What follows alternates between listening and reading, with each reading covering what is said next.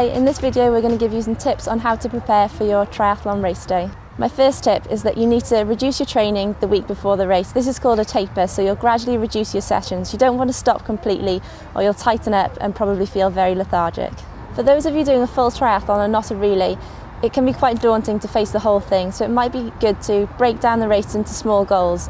So you have a goal for even before the race, getting ready, a goal for the swim, a goal for the bike and a goal for the run. This will make it more manageable. It's quite easy to get nervous for your triathlon. You put a lot of work into it and then this is the big goal. So the best thing to do is to focus on what you enjoy, really try and relax and just enjoy what you're doing.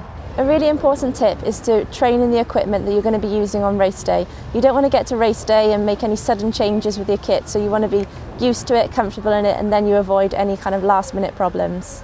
Try to avoid the temptation to buy something new and shiny in the expo the day before the race or the morning of the race. Stick to what you're used to, and then if you do well, maybe treat yourself afterwards. When you arrive at the race venue, make sure you walk through transition a couple of times, get a feel for it, go and see where the start is, just so you know everything, so when you start the race it's not going to be a shock to you. A really important tip is to make sure you know the layout of transition. It can be very confusing on race day. Make sure you know where the swim exit is, where the bike exit is, where the run exit is, and it could be really useful to find out a landmark near to where your bike is so that you know what you're looking for, or counting the number of racks is a really good tip. So you know when you come out of the swim that you're 3 racks across, 2 racks down. That kind of thing can really gain time on your competitors. What I find really helps me is to have a plan for race day. What time I'm going to get up, what time I'm going to have breakfast, go down to the race, just so everything's planned before so that it's not so much stress on race day.